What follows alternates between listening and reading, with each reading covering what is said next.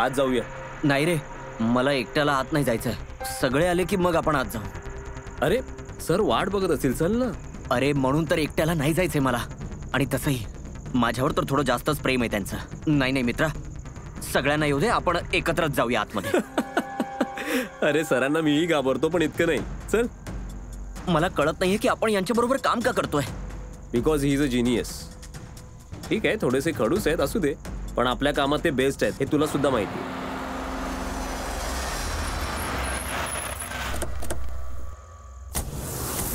अरे सॉरी, उशीर झाला. Sorry sorry sorry so sorry, आम्हाला उशीर झाला. अरे पण सरांनी आपल्या सगळ्यांना इतक्या रात्री कशाला बोलवलं, काही समजत नाही रे. एक्झॅक्टली या, इतकं कसं अर्जंट काम आलंय की सगळ्यांना मेसेजेस करून इथे बोलवलं. ते काय माहिती नाही, पण सरांनी बोलवलं म्हणजे यावं लागणारच ना. आणि तसंही सरांची ऑर्डर आहे, टाळू तर शकत नाही. मला ना खूप भीती वाटते. काय माहित सर काय सांगतील. ए हॅलो, त्यात इतकं घाबरण्यासारखं काय? आपण काय कुठला गुन्हा केलाय का? आणि आपलं शेवटचं नाटक सुपरहिट होतं. उलट त्यांनी खुश व्हायला हवं. या ऍक्च्युली सरांनी आपल्याला इथे पार्टीसाठी बोलावलंय. हो हो ना. तुझी हिम्मत कशी झाली इथे येण्याची?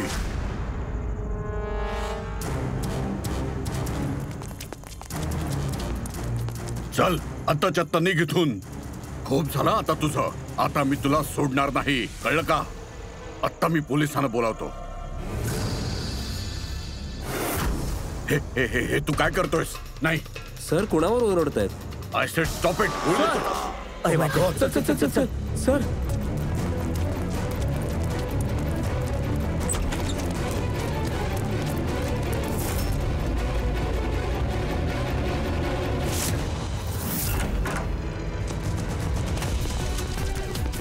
अरे हे काय झालं? सर सर गोळी कोणी चालवली आहे? खुनी इथेच असणार.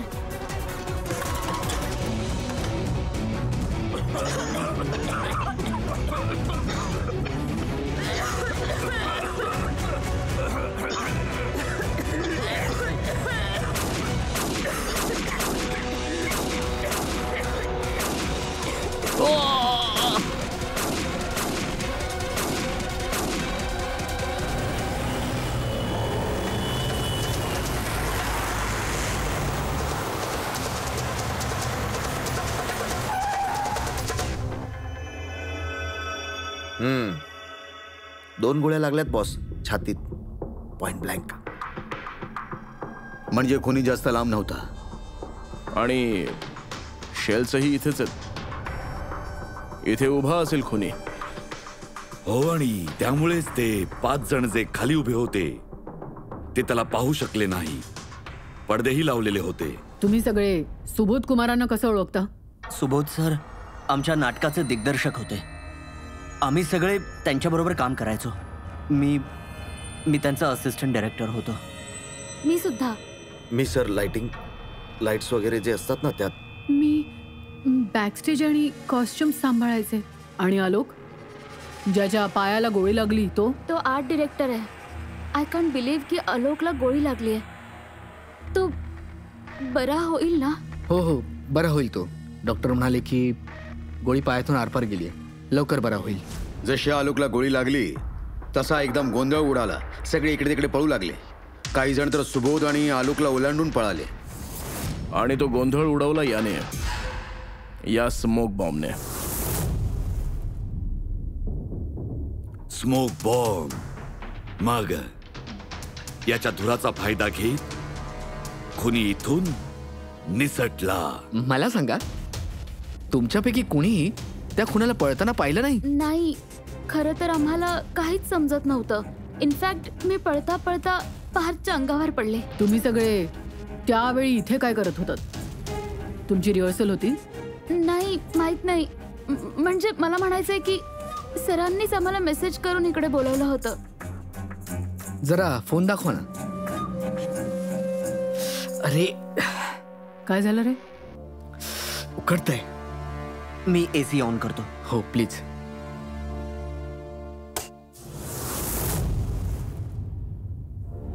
कमाल आहे. आता एसीला काय झालं? परवा तर चालू होता. बरं ठीक आहे, हरकत नाही. All of you come to the rehearsal hall at 10 PM. Do not be late. No excuses. तुमचे सर जरा स्ट्रिक्ट होते वाटतं. मॅम जरा नाही, खूप जास्त स्ट्रिक्ट होते. मग त्यांच्यासोबत तुम्ही काम का करत होता? ते कसे का असेनात, पण ते प्रतिभावंत होते, खूपच यशस्वी होते ते. हो, त्यांच्याकडे जितक्या लोकांनी काम केलं आजपर्यंत ते सगळेच्या सगळे आज आयुष्यात सेट आहेत. तुमचे सुबोध सर तर खूपच सक्सेसफुल आणि टॅलेंटेड होते. म्हणजे त्यांचे अनेक स्पर्धकही असतील. आय मीन शत्रूही खूप असणार. हो, बरेच जण असे आहेत ज्यांना सुबोध सर आवडत नव्हते. ना मित्र ना फॅमिली. हो, पण शत्रू मात्र अनेक होते या सुबोधचे. कदाचित त्यापैकीच कोणीतरी मारलं असेल बदला घेण्यासाठी. म्हणून तर तो आपल्यासोबत आधीच गन घेऊन आला होता. हो ना, आणि शिवाय ते बॉम्ब सुद्धा. त्याला माहित असणार की हे 5 जण इथेच असणार ते, म्हणूनच पूर्ण तयारीनिशी आला होता तो. Planned murder. तुम्ही आज रात्री इथे येणार आहात हे तुम्हाला सोडून अजून कोणाकोणाला माहित होतं? नाही, मला वाटतं अजून कोणाला माहित नसावं. त्यांनी फक्त आम्हालाच मेसेज करून इकडे यायला सांगितलं होतं. सर, एक अजून माणूस होता ज्याला सुबोधजीने मेसेज केला होता. अभिषेक नाव आहे त्याचं. अभिषेक? हा सुबोधजींचा मोबाईल आहे. मेसेज लिस्ट मध्ये अभिषेकचं नाव आहे. कोण आहे हा अभिषेक? आमच्याच टीमचा मेंबर होता, पण रविवारच्या संध्याकाळी सुबोध सरांनी त्याला टीम मधून बाहेर काढलं होतं. तो काम काय करायचा? सर, तो माझ्याबरोबर बॅकस्टेज सांभाळायचा, प्रॉपर्टीज वगैरे. म्हणजे नाटकात वापरल्या जाणाऱ्या सगळ्या वस्तू त्याच्या ताब्यात असायच्या. जसा की तो स्मोक बॉम्ब. आणि मेसेज मध्ये क्लिअर म्हटलंय की ऑल ऑफ यू. म्हणजे त्याला माहित होतं त्या अभिषेकला की तुम्ही सगळेजण इथे नक्की असणार. कुठे राहतो हा अभिषेक? काय झालं? या, तुम्हाला काय जाणून घ्यायचंय? तुम्ही बाहेर अभिषेक या. बद्दल का विचारताय? या.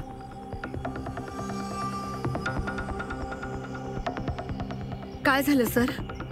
तुम्ही सगळे इथे? अभिषेक काल 4 वाजताच गेलाय. तो अजून घरी नाही आला. तुम्हाला काय वाटतंय काकी, कुठे गेला असेल अभिषेक? तो एखाद्या मित्राबरोबर किंवा त्याच्या गर्लफ्रेंड बरोबर फिरायला गेला असेल. नाही, त्याच्या गर्लफ्रेंडचा फोन आला होता मला. ती स्वतःच काळजीत होती. तीच मला विचारत होती की अभिषेक कुठे. पण तुम्ही हे सगळं का विचारताय? त्याला काही झालंय का? काही चुकीचं वागलाय का तो? हे बघा, माझा मुलगा थोडासा रागीट आहे, पण तो काही चुकीचं नाही करणार. खूप अस्वस्थ होता तो. 2 महिन्यांनी तो लग्न करणार आहे आणि रविवारी त्याच्या बॉसने बोलावून त्याला कामावरून काढलं. त्यामुळे आता पुढे कसं होणार या काळजीने खूप वैतागला होता. तुम्ही त्याला फोन नव्हता केला? फोन केला होता, पण फोन स्विच ऑफ येतोय. कुठे असेल तो? माझ्या मुलाला शोधून आणा, नाहीतर मी जगू नाही शकणार. काकी प्लीज तुम्ही जरा शांत व्हा. आम्ही सगळे अभिषेकलाच शोधतो आहोत. त्याला काही होणार नाही. रिलॅक्स. चला, तुम्ही आज जा.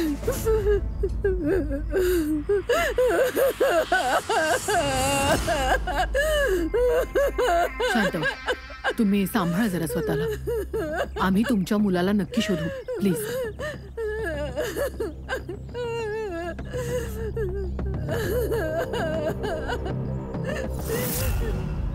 सर, आई शेवटी आईच असते, पण सगळे क्लूज अभिषेककडेच बोट दाखवतात. खरं तर तो कालपासून गायब आहे. त्यात त्याचा फोनही बंद आहे. एक काम कर, त्याचा फोन ट्रेस करून त्याचं शेवटचं लोकेशन शोधून काढ. म्हणजे हे तरी कळेल की नक्की तो गेलाय कुठे.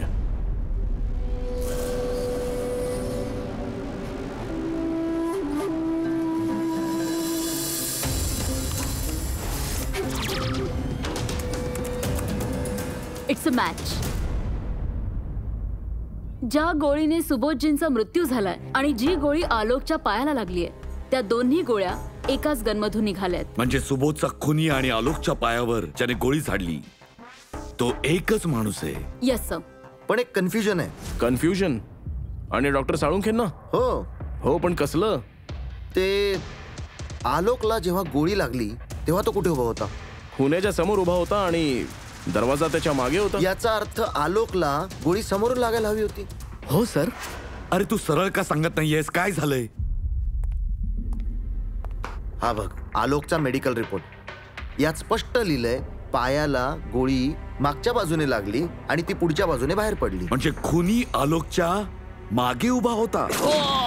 हो, जर सगळ्या गोळ्या पुढून झाडल्या गेल्या तर आलोकला गोळी मागून कशी काय लागली? कमाले सर, एकाच वेळी खुनी 2-2 ठिकाणी कसा असू शकतो? म्हणजे त्याने पुढूनही फायरिंग केलं आणि मागूनही. असं नसेल ना की आलोकला आणि सुबोधला ज्या गोळ्या लागल्या त्या एका गनमधून निघाल्या आणि बाकीच्या गोळ्या दुसऱ्या एखाद्या गनच्या असतील? नाही अभिजित, मी क्राईम सीनवर मिळालेल्या सगळ्या गोळ्या आणि शेल्स चेक केल्यात. त्या सगळ्या गोळ्या एकाच गनमधल्या आहेत. तिथे फक्त एकच गन होती. जर खुनी समोर उभा होता तर मग आलोकला गोळी मागून कशी काय लागली? तिथे खूप गोंधळ उडाला होता सर. मला समजलंच नाही की गोळी कधी आणि कुठून येऊन माझ्या पायाला लागली. गोळी कोणी झाडली हे तू बघितलंसच नाहीस? नाही सर. रूममध्ये खूप धूर पसरला होता, काहीच दिसत नव्हतं आणि अचानक कोणीतरी गोळ्या झाडू लागलं. जेव्हा गोळी माझ्या पायाला लागली तेव्हा मी जमिनीवर पडलो आणि तेव्हाच कोणीतरी माझ्या अंगावरून गेलं. मी अंगात बळ आणून कसं तरी त्याला पकडायचा प्रयत्न केला पण नाही पकडू शकलो सर. उलट माझ्या हाताला काहीतरी लागलं आणि ही जखम झाली. तू खाली पडला होतास, तुझ्या अंगावरून कुणीतरी पळालं आणि तू त्याला पकडायचा प्रयत्न केलास. म्हणजे कदाचित त्या माणसाचा बूट वगैरे हातात आला असणार. पण त्यामुळे हाताला जखम का होईल? लोखंडी होते का बूट? सर, जेव्हा आम्ही अभिषेकच्या घरी गेलो तेव्हा त्याचा एक फोटो होता आणि त्यात त्याने जरा वेगळेच बूट घातले होते. बुटांच्या मागच्या बाजूला काहीतरी मेटल सारखं होतं. सर, कदाचित त्या बुटांमुळेच याचा हात कापला असेल. म्हणजे अभिषेकनेच या सगळ्या गोळ्या झाडल्यात. आणि खून करून गायब झालाय आणि त्याचा मोबाईल पण स्विच ऑफ आहे.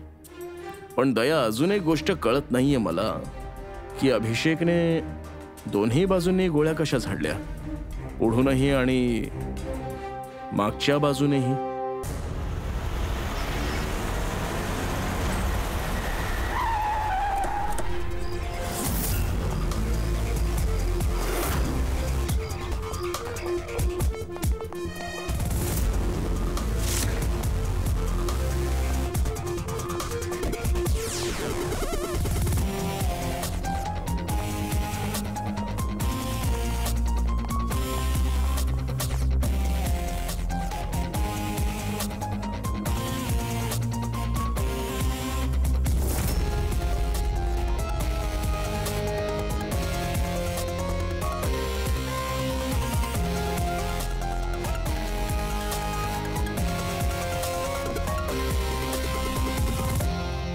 खुनी इथे होता. पंकज आणि आलोकला गोळी इथे लागली. सर, गोळी इथून घुसली आणि इथून बाहेर आली. जरा बाजूला हो. म्हणजे गोळी इथून झाडली गेलीये.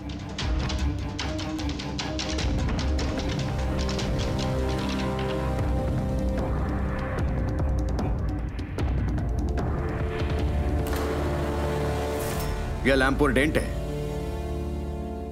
असं नसेल ना की गोळी या लॅम्पला धडकून आलोकच्या पायावर लागली असेल? हो, असू शकतं.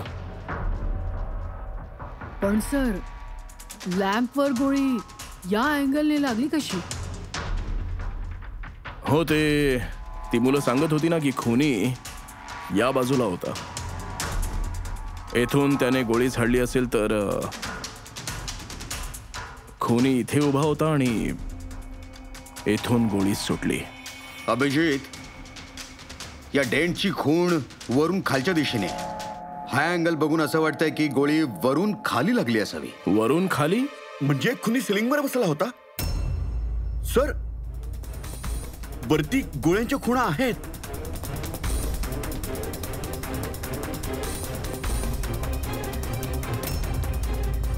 सिलिंगवर गोळ्यांच्या इतक्या खुणा?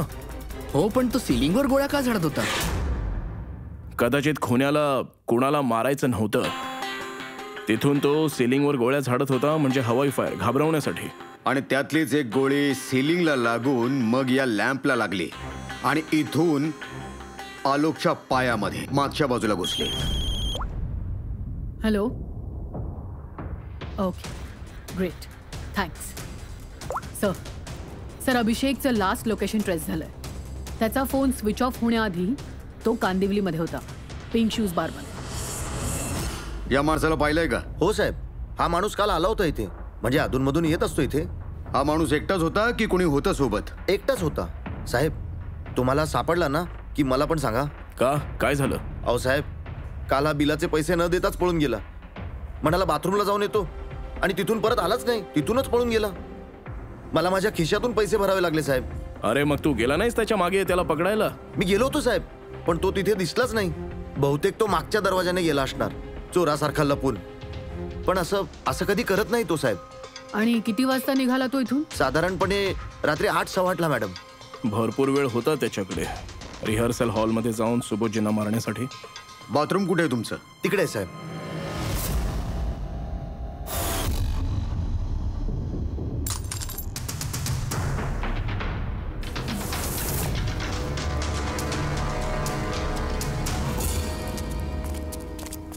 काल रात्री या माणसाला पाहिलं का?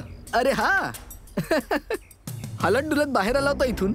मला वाटलं नेहमीप्रमाणे आमच्यापैकी कुणाची तरी ऑटो घेईल, पण तेवढ्यात त्याला एक मुलगी येऊन भेटली. ही होती का ती?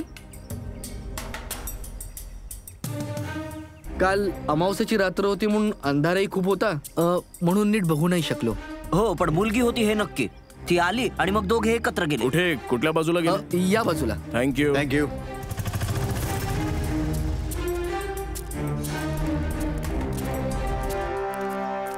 सर तो बघा बूट. असाच बूट अभिषेकही वापरतो. हे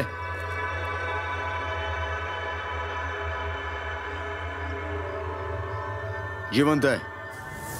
हे ओट ओट. पाणी मारा याच्यावर.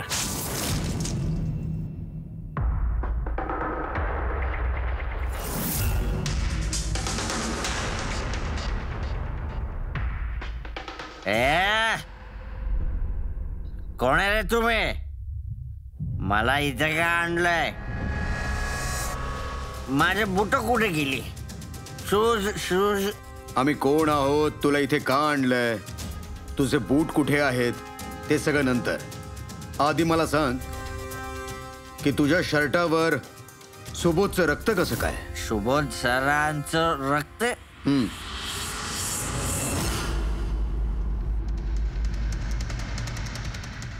तुम्ही कोण आहात? मला इथे का आणलंय? आम्ही कोण आहोत ते बघ. दिसलं का? हा, शियाडी.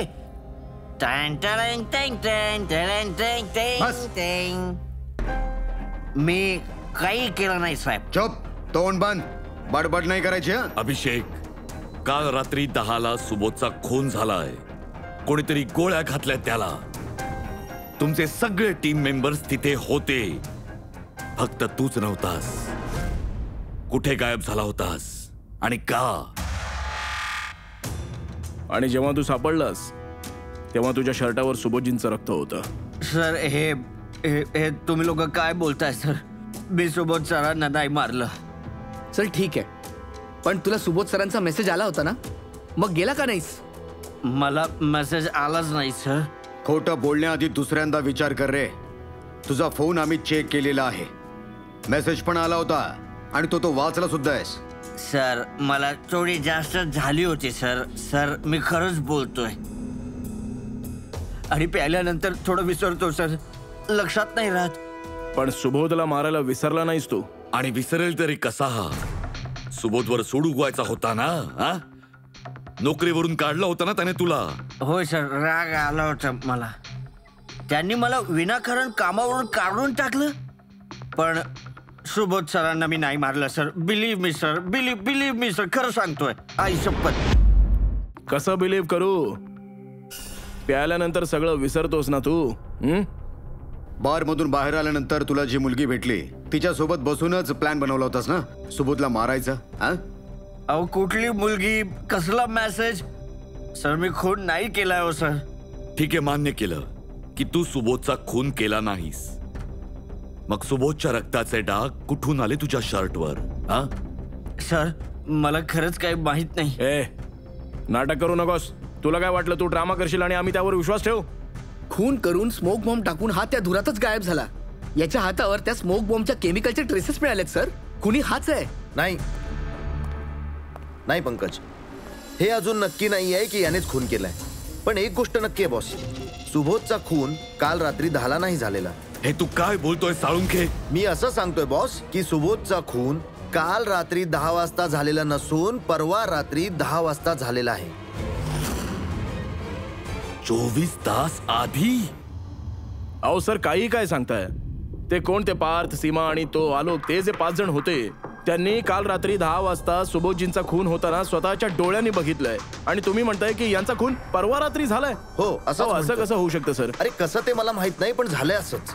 मग साळुंके साहेब, त्या 5 जणांनी जे बघितलं ते काय होतं? मला माहित नाही ते काय होतं, पण एक गोष्ट मी गॅरंटीने सांगू शकतो की सुबोधचा मृत्यू परवा रात्री झालाय 10 वाजता. आणि त्याला एक कारणही आहे.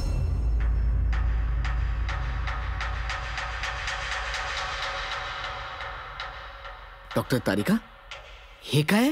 टॅशनॉर. टॅशनॉर म्हणजे? पंकज, मरताना जर एखाद्याचे डोळे उघडे राहिले तर त्याच्या डोळ्यातल्या बुबुळ्याच्या खाली एक ब्राऊन कलरची पट्टी तयार होते. डोळ्यांच्या आत जो ओलावा असतो तो सुकू लागतो, मॉइश्चर नाहीसं होऊ लागतं आणि त्यामुळेच बुबुळांच्या खाली ब्राऊन पट्टी तयार होते.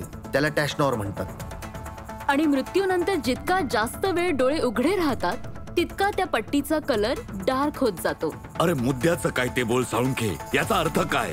सांगायचा मुद्दा हा आहे बॉस की हे बघा, याच्या टॅशनॉरचा कलर बघा, याचा डार्कनेस हेच सांगतोय की याचा मृत्यू काल रात्री झालेला नसून परवा रात्री झालाय. पण साळुंके साहेब, जेव्हा आम्हाला त्या सुबोधची बॉडी मिळाली तेव्हा त्याचे डोळे बंद होते. कदाचित तुम्ही जायच्या जस्ट आधी खुनाने याचे डोळे बंद केले असतील. कदाचित असं झालं असेल, कदाचित तसं झालं असेल. अरे तुमच्या बोलण्यात काही तथ्यच नाहीये. काहीतरी चुकतंय तुझं साळुंखे. माझं चुकतंय? हो, तुझंच. म्हणजे हा सायंटिफिक एव्हिडन्स तुला खोटा वाटतोय? हो. कमाल करतोयस तू. म्हणजे फॉरेन्सिक तपास तू नाकारतोयस, खोटा ठरवतोयस. हे बघ साळुंखे, प्रश्न फॉरेन्सिक तपासाचा नाहीये. चुका सुद्धा माणूसच करतो, हो ना? पण माझा मुद्दा चुकीचा नाहीये. चुकीचा कसा नाहीये? कारण मी फॉरेन्सिक एक्सपर्ट आहे ना. मग काय तू देव समजतो स्वतःला? देव समजत नाहीये, पण एक्सपर्ट आहे ना मी. काय तू चुका करू शकत नाही? अरे काय बोलतोय? बरं, मला एक सांगा सर, जर हे खरं असेल तर आम्हाला जेव्हा याची बॉडी मिळाली तेव्हा तिचं टेम्परेचर एकदम कमी असायला हवं होतं ना? आणि सर 2 दिवसात बॉडी सडायला लागली असती. त्या घरातच नाही, आजूबाजूला दुर्गंधी पसरली असती. पण डेड बॉडी सांभाळणं इतकं अवघड काम नाहीये दया. कदाचित खुनाने याची बॉडी एखाद्या फ्रीझर मध्ये किंवा 0 डिग्री मध्ये ठेवली असेल. हे बघा, काय झालं, कसं झालं हे मला माहित नाही.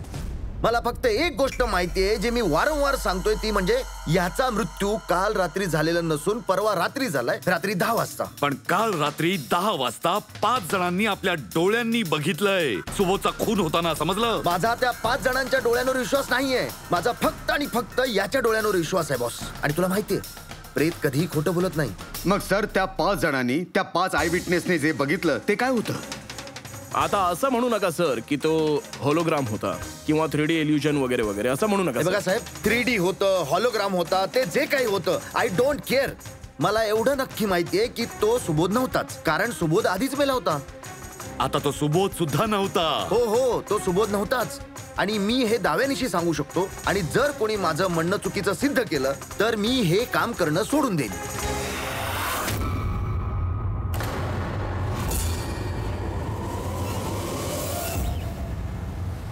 सर, डॉक्टर साळुंखेंची कुठलीच गोष्ट आजवर खोटी ठरली नाही. देव न करो यावेळी त्यांनी नोकरीचा राजीनामा दिला तर? यावर आपण काय बोलणार? आपण एकत्र मिळून इतक्या केसेस सॉल्व्ह केलेत. कधी डॉक्टर साहेबांना इतकं बेभान झालेलं मी तर नाही पाहिलं.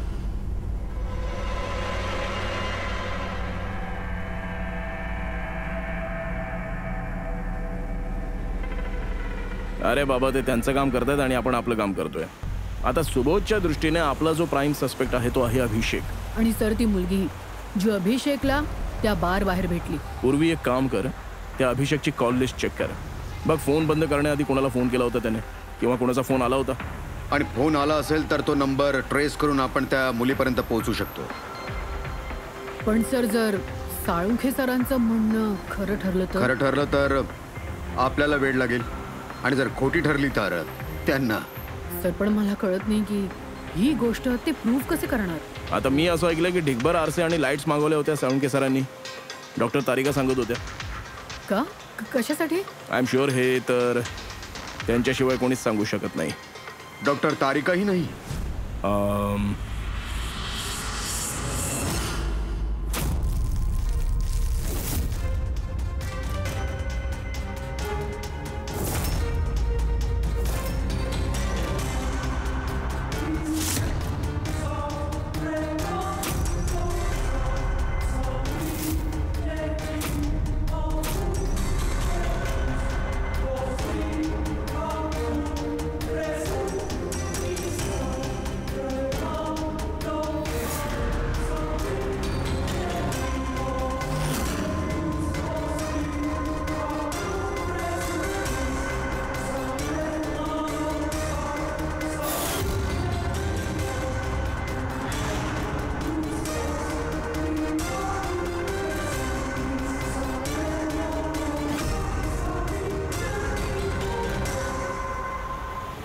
सर, अभिषेकचा फोन स्विच ऑफ होण्याआधी त्याला या PCO वरून फोन आला होता आणि साधारण 45 सेकंद बोलला तो कोणाशी तरी.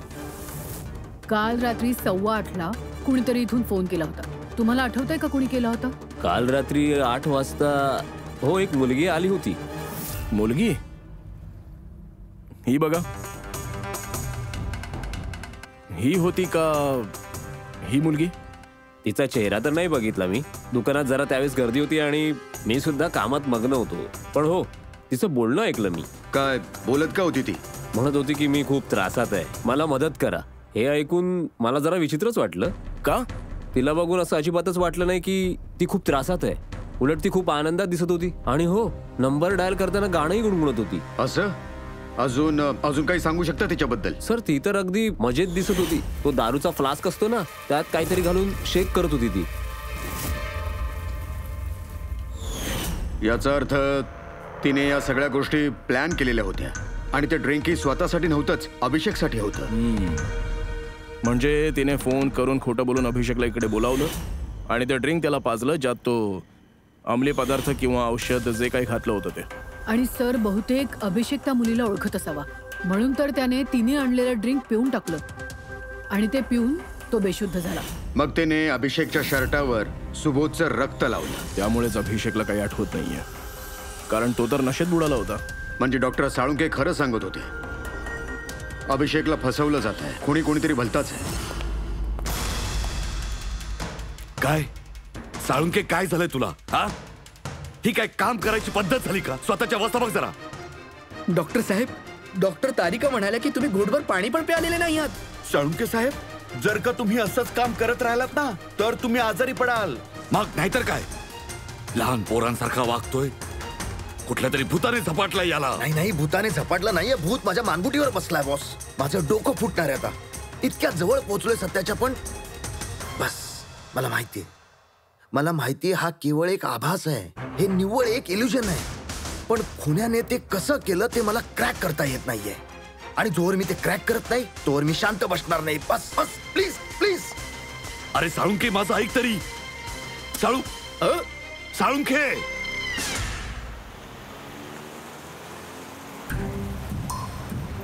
जर डॉक्टर साळुंकेंचं म्हणणं खरं असेल तर याचा अर्थ त्या रात्री इथे जे काही घडलं ते सगळं खोटं होतं, देखावा होता. हो, त्या गोळ्या आणि स्मोक बॉम्ब वगळता त्याचा वापर नक्की झाला होता. नाहीतर त्या रूम मध्ये धोरी नसताना आलोकच्या पायाला गोळी लागली असती. म्हणजे खुनी इथेच होता ना सर? नाही, तो इतकी मोठी रिस्क तर नाही घेणार. मग सर, गोळ्या कोणी झाडल्या? आणि सर, स्मोक बॉम्ब कोणी फोडला? तेच तर शोधायचंय ना फ्रेडी. या विटनेसेसच्या म्हणण्यानुसार स्मोक बॉम्ब या बाजूने आले होते.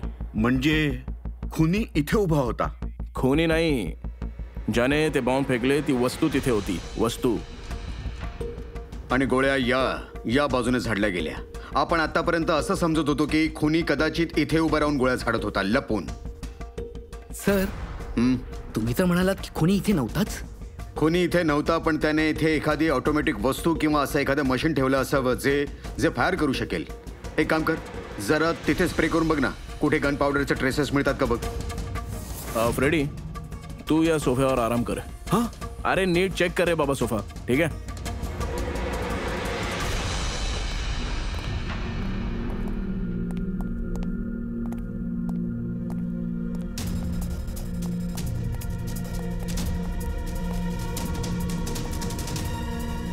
कामच करत नाहीये इथलं एसी.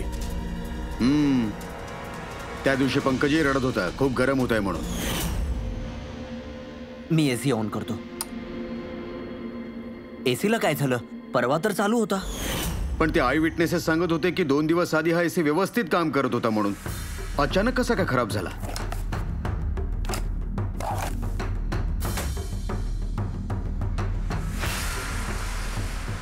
बॉस, बहुतेक याचा कंप्रेसर जळालाय.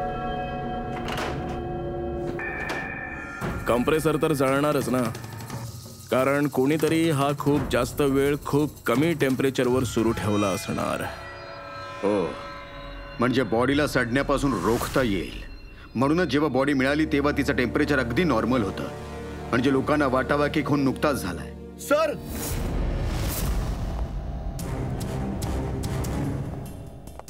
हा फ्रेडी. सर, बहुतेक या सोफ्यावर काहीतरी बांधून ठेवलेलं कुणीतरी जोरात खेचलंय, पण हा छोटासा तुकडा इथेच राहिलाय. बहुतेक हा त्याच मशीनचा तुकडा असावा जो स्मोक बॉम्ब फेकत होता. असू शकतं. सोफ्याचा पार्ट नक्कीच नाहीये. सर, कपाटात गन पावडरचे ट्रेसेस आहेत. खुन्याने एखादं ऑटोमॅटिक फायरिंग मशीन फिट केलं असणार इथे. आणि त्या मशीनचा नेम सिलिंगवर असणार. त्यामुळे ज्या गोळ्या उडाल्या त्या सगळ्या वरती जाऊन लागल्या. सर, पण त्याने मशीन ऑपरेट कसं केलं असेल? ट्रिगरसाठी त्याने रिमोट कंट्रोल वापरलं असेल. म्हणजे बघणाऱ्याला वाटावं की खुनी या रूम मध्ये आहे जो गोळ्या झाडतोय. पण सर, खुनी इतकी मेहनत का करेल? कारण कोणाला शंका येऊ नये की खून होताना इथे कोणी नव्हतंच म्हणून.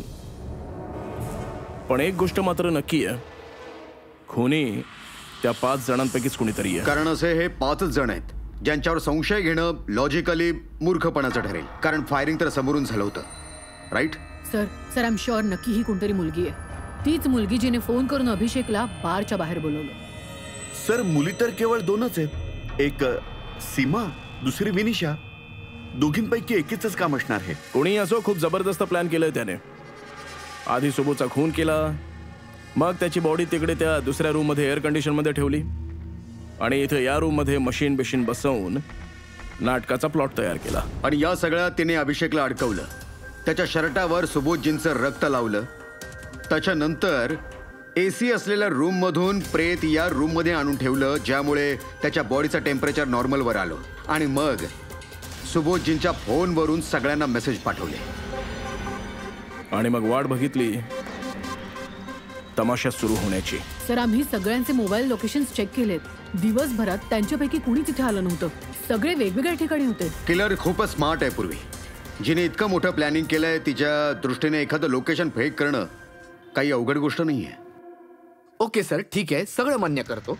अभिषेकला या सगळ्यात अडकवलं गेलं होतं. हे स्मोक बॉम्ब्स, बुलेट्स हे सगळं मशीनने ऑपरेट केलं गेलं. पण सर, अजून एक गोष्ट आहे जी डोक्यातून जातच नाहीये. काय? त्या 5 जणांनी काय सांगितलं की सुबोध कुणाशी तरी वाद घालत होता. पण सुबोध तर आधीच मेला होता.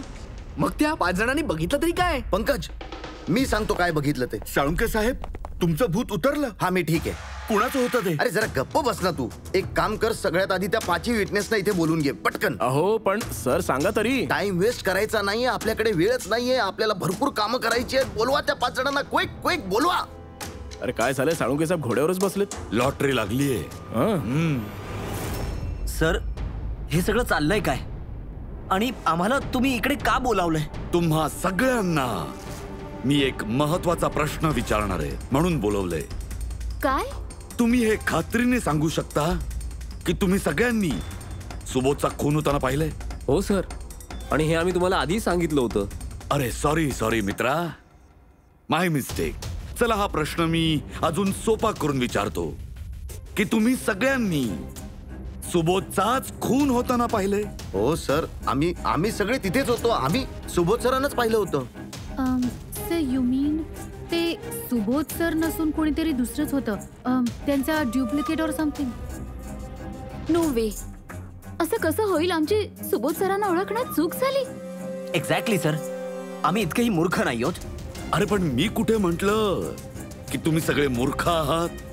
मी तसं म्हणत नाहीये, पण तसं याचं म्हणणं आहे.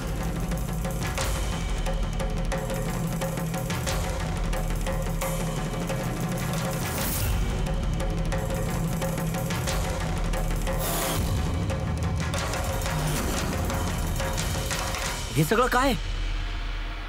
याला म्हणतात चकवा. तुम्हाला तेच दिसेल जे मी तुम्हाला दाखवणार आहे.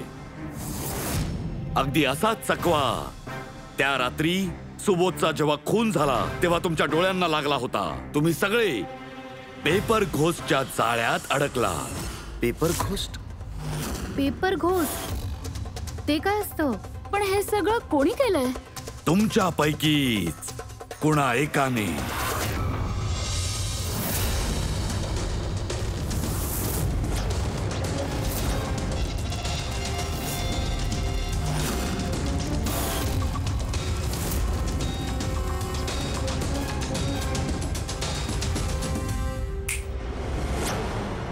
हा सगळा काय प्रकार आहे सर? आणि तुम्ही हे कसं केलं? 100-150 वर्ष जुनी ट्रिक आहे. जे काही तुम्ही सगळ्यांनी पाहिलं ते नजरेचा भ्रम होता, एक इल्युजन होतं. एका प्रोजेक्टर मधून एक फिल्म प्रोजेक्ट केली गेली एका स्क्रीनवर, आणि त्या स्क्रीनचा अँगल असा काहीसा ठेवण्यात आला म्हणजे जी इमेज त्या स्क्रीनवर प्रोजेक्ट केली गेली ती एक रिअल लाईफ इमेज वाटावी. असंच त्या दिवशी घडलं. तो बघा तो प्रोजेक्टर. त्या प्रोजेक्टर मधून सुबोधजींची फिल्म या स्क्रीनवर प्रोजेक्ट केली गेली आणि तुम्हा सगळ्यांना सुबोधजींची रिअल लाईफ इमेज समोर दिसली. जी पाहून तुम्हाला वाटलं की खरोखर सुबोधच तिथे उपस्थित होता, कुणाशी तरी वाद घालत होता. त्या रात्री सुबोधजींचा खून झालाच नव्हता. त्यांच्या खुनाची फिल्म सुरू होती. त्यांचा खून तर 1 दिवस आधीच झाला होता. 1 दिवस आधीच खून झाला? पण सर आम्हाला तिथे कुठे प्रोजेक्टर दिसलाच नाही. जसं गोळ्या झाडण्यासाठी आणि स्मोक बॉम्ब फेकण्यासाठी मशीन वापरण्यात आली, तसंच खुन्याने प्रोजेक्टर ही कुठेतरी लपवलं असेल. बरोबर, प्रोजेक्टर कुठेतरी लपवण्यात आला होता. आणि हे बघा, ज्या रूम मध्ये सुबोधजींचा खून झाला तिथे मला सापडलं हे. माहितीये काय? हा स्क्रीनचा एक छोटासा तुकडा आहे. पण सर हे आमच्यापैकी कोणी केलं असेल? याचं उत्तर तुमच्यापैकीच कुणीतरी देऊ शकेल. तुमच्यापैकीच. हे बघा,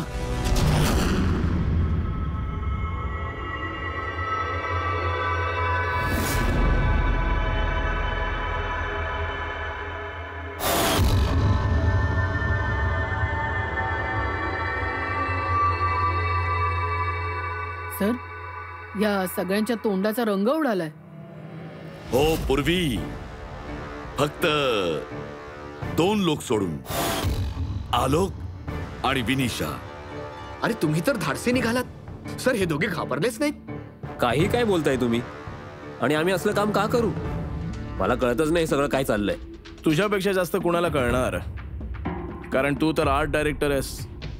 व्हिज्युअल इफेक्ट्स, प्रोजेक्शन, लाईट्स या सगळ्यांबद्दल तुला भरपूर नॉलेज असेल नाही काय? आणि या प्लॅन मध्ये तुला साथ दिली तुझी पार्टनर विनिशाने.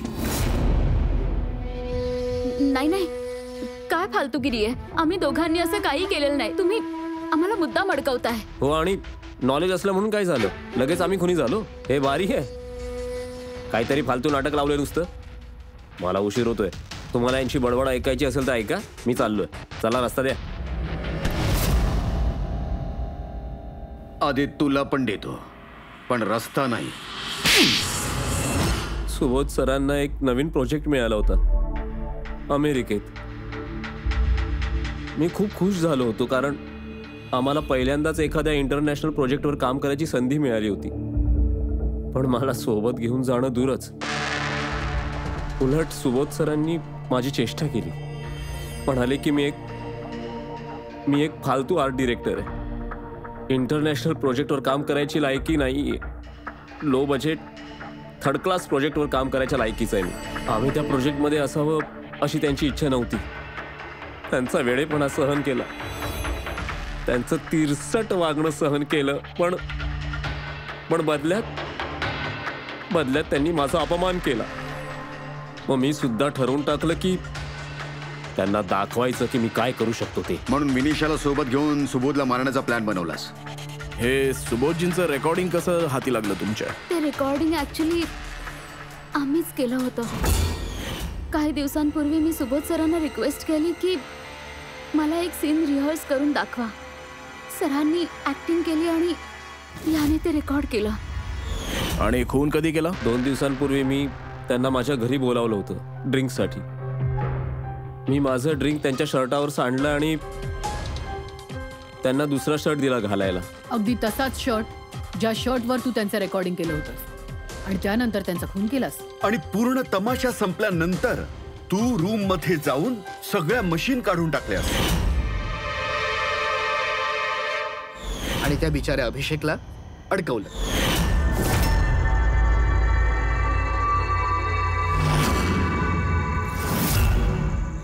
प्लान तर खूप जबरदस्त बनवला होता तुम्ही दोघांनी, काय आलोक आणि विनिशा, हो ना? पण विसरलात तुम्ही की आमचे हे फॉरेन्सिक एक्सपर्ट आहेत ना, डॉक्टर साळुंखे, त्यांना आजवर कोणीच फसवू शकलं नाहीये. तुमचा तो पेपर घोस्टही. आता जेलमध्ये कुजत पडा तेव्हा विचार करा की अजून एखादा चांगला प्लॅन करता आला असता का. घेऊन जा या दोघांना.